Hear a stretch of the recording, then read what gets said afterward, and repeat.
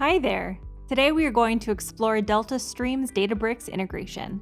With this integration, users can process data from their streaming data sources in DeltaStream and write the results directly to their Delta Lake, where data can be stored long-term and any batch computations can be performed using Databricks. For this video, we'll be reading data from a topic in Kafka, performing a simple filter on the data, then writing the results to Delta Lake, where it is accessible from Databricks. Let's get started and navigate to the Stores tab. You'll notice we already have a Kafka store with a topic called My Logs. This topic is going to be the data we will be sourcing from, and we already have a stream defined that is backed by this data. Eventually, we want to sync data into Databricks. To set up Databricks as a sink, we need to add our Databricks workspace as a new store in DeltaStream. Let's add this new store now. Here, we can specify the name for the store. We'll just call it Databricks Store. We can also specify a store type and access region. For URL, we will be using the URL of our Databricks workspace. Next, we'll move on to credentials. Here we can specify our Databricks app token and Databricks SQL Warehouse ID.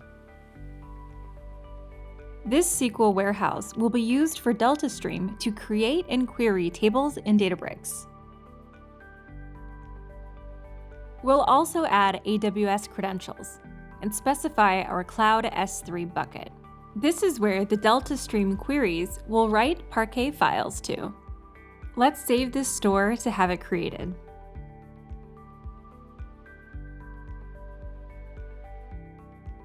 The first thing you'll notice in the store is a list of what we call entities. For Databricks, the highest level entity is a catalog, so what we see is a list of the existing catalogs. We can click into a particular catalog and see the next level of entities, the schemas belonging to the catalog.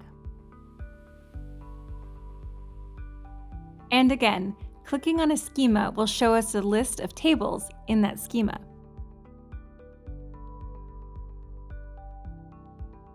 Let's move on to our logic. Here in the SQL tab, we can write a query that ingests from our pre-existing stream, My Logs, and outputs to a new table which is backed by our Databricks store.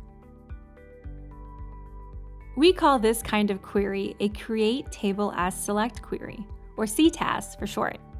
As you can see, we are reading from our My Logs stream and filtering for only records whose environment is stage. The output is written to our newly created Stage Logs table. In the with clause for the table, we specify the path where Delta formatted Parquet files will be written, as well as the catalog and schema name where DeltaStream will create a new Databricks table for this data. Let's submit the query.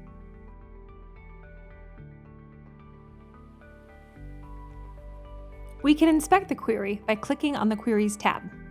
It takes a little bit of time for the job to transition into the running state. So in the meantime, let's take a look at Stream 360. Here we have the My Logs stream, our recently launched filtering query, then the Stage Logs table, which is backed by a Databricks table that DeltaStream creates behind the scenes. We can inspect each of these.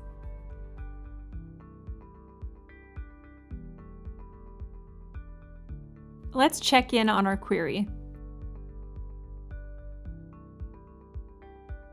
We can see that it has transitioned into a running state, so we should be able to inspect the output. We can navigate back to Stores and find our newly created table in the catalog and schema that we specified in the CTAS.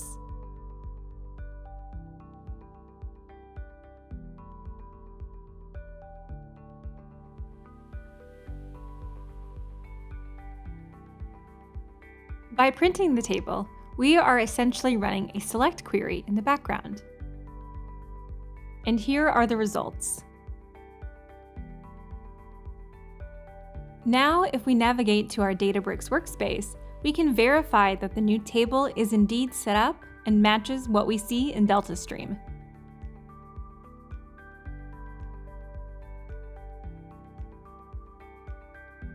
Here is our recently created stage logs table with all of the columns we could expect.